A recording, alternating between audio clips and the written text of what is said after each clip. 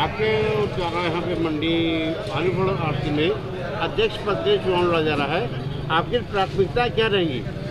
हमारी प्राथमिकता में है सारे व्यापारी भाइयों को साथ लेकर के आने वाली सभी समस्याओं का मिलजुल कर निराकरण करना, साफ सफाई की व्यवस्था को दुरुस्त करना, पानी की जो समस्या है, गंदगी है, व्यापारियों के जो आवागमन में अतिक्रमण वाली जो समस्या है और भी जो अनेक व्यापारी बंधुओं की समस्याएं हैं, सबको मिलजुल कर उनका निदान करना और अधिकारियों के साथ तालमेल के साथ व्यवस्था को दुरुस्त करना।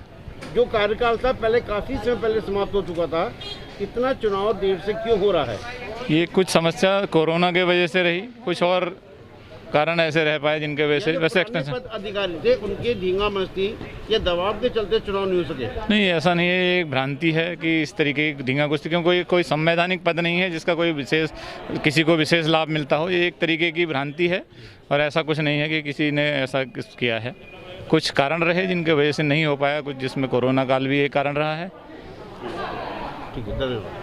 चुनाव किए जा रहे हैं, इसका कार्यकाल किस समय क्या होता है? 2 वर्ष का कार्यकाल होता है। अध्यक्ष पद पे जो हमारी आलू फल आढ़ती व्यापारी एसोसिएशन है, इसका कार्यकाल 2 साल का होता है। लेकिन 2016 में तो ये पूरा हो चुका, तो जो इलेक्शन देर में क्यों रहे?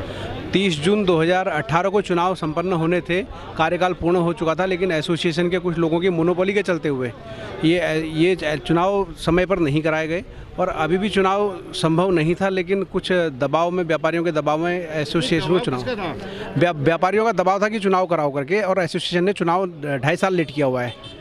जैसे आप अध्यक्ष पद के लिए हैं, तो आपकी जो प्राथमिकताएं क्या रहेंगी? प्राथमिकता व्यापारी हित में, क्योंकि मंडी का कारोबार आज ऐसा इस स्थिति पे है कि हर आड़ती, हर व्यापारी घाटे के साथ समझौता कर रहा है। बाहर का व्यापारी आता है, माल लेके चला जाता है, पेमेंट नहीं देता, उधार का काम होता है। सबसे पहली प्राथमिकता है कि उधार कारोबार को बंद कराना है। और दूसरी है कि जैसे काश्तकारों को मंडी के अंदर आड़ती दवा बीज देते हैं, तो उसका अगर काश्तकार बकाया रह जाता है तो काश्तकार दूसरी फर्मों में चले जाता है और उसका भी कोई ऐसा प्रावधान नहीं है कि दूसरे आड़ती से पहला आड़ती अपनी रकम वसूल सके। तो ये मेरी प्राथमिकता है कि आड़तियों को जो आए दिन घाटा हो रहा है। लेकिन वही बात की जाए, मंडी द्वारा या सरकार द्वारा कुछ टीन शीट ऐसे बनाए गए थे जिसमें किसान अपना माल रख सकता है, लेकिन वही कुछ दबंग व्यापारियों के द्वारा उन टी शीटों को कब्जा कर लिया गया है। लेकिन जो टीन शेड बने हैं, टीन शेडों पे कब्जा जो है, कब्जे की स्थिति आज ऐसी कुछ नहीं है। जो भी वहाँ पे लोग हैं तो वो किसान का ही माल बेचते हैं, किसान के माल के ही लिए टीन शेड बने हैं और किसान का ही माल टीन शेडों पे बिकता है। वहाँ पे किसी व्यापारी द्वारा ऐसा कब्जा नहीं किया गया। हाँ, जो व्यापारी वहाँ पर बैठे हैं, जो माल बेचते हैं, उनका जो लेबर होती है, लेबर को 24 घंटे टीन शेड पर रहना पड़ता है और इसलिए वहाँ पर थोड़ा सा एक अस्थायी तरीके से वहाँ पर पल्लेदार की लेबर की रहने की व्यवस्था बनी है और टीन शेडों पर ऐसा कोई भी कब्जा नहीं है। और जिसके चलते कि मतलब काश्तकारों को उत्तेजित होने की आवश्यकता है या सरकार को उत्तेजित होने की आवश्यकता है, कोई ऐसा नहीं है कि। और टीन शेडों में वर्तमान में काश्तकारों का ही माल बिक रहा है।